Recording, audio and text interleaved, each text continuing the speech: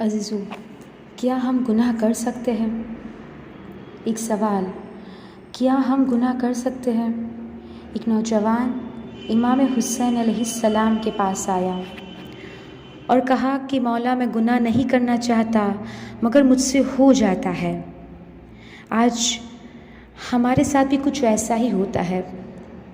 ہم بھی کہتے ہیں نا کہ کیا کرے، ہم گناہ نہیں کرنا چاہتے، لیکن ہمارا نفس ہے جو ہم سے یہ سارے گناہ کروا دیتا ہے۔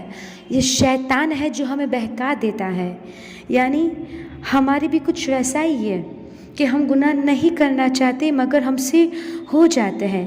تو جیسے اس نوجوان نے امام حسین سے کہا کہ مولا میں گناہ نہیں کرنا چاہتا مگر مجھ سے ہو جاتا ہے، تو امام نے کہا میں تمہیں کمپلیٹ فریڈم دیتا ہوں کہ جاؤ تم جتنے گناہ کرنا چاہتے ہو کرو، لیکن ایک بات یاد رکھنا۔ امام نے کہا کہ اللہ کی روزی نہ کھاؤ، تم گناہ کرنے کے لیے آزاد ہو۔ امام نے فرمایا کہ اللہ کی زمین سے نکل جاؤ تو تم گناہ کرنے کے لیے آزاد ہو۔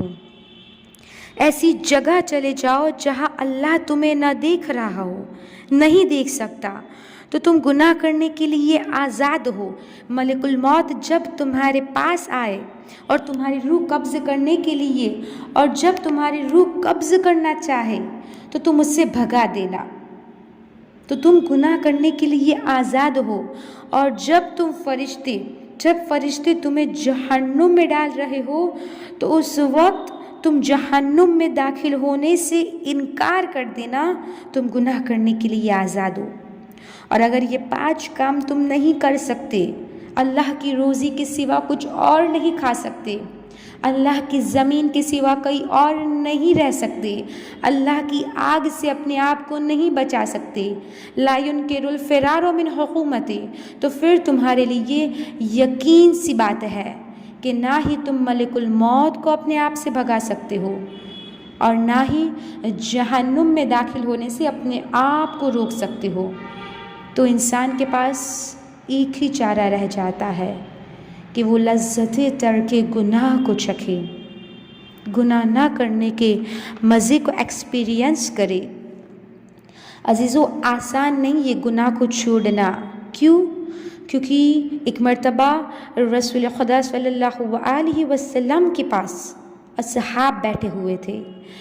رسول فرمانے لگے کہ ایک زمانہ آئے گا کہ اس زمانے میں ایک نیکی جو ہوگی وہ آپ کی 50 نیکیوں کے برابر ہوگی۔ جیسے ہی رسول نے یہ کہا، سب صحابہ کہنے لگے کہ یا رسول اللہ، ہم تو آپ کے ساتھ ہیں، ہم نے تو جنگیں بھی لڑی ہے، تو پھر ایسا کیوں کہ ہماری 50 نیکیاں اور آخر زمانے والوں کی صرف ایک نیکی، یہ کیوں؟ تو رسول نے کہا کہ اس زمانے میں ایک نیکی کرنا مشکل ہو جائے گا۔ ایک نیکی کرنا کیسے؟ یعنی ہاتھ پہ انگارہ رکھنا، انسان کو پتہ ہی نہیں چلتا کہ گناہ کر رہا ہے یا صحیح۔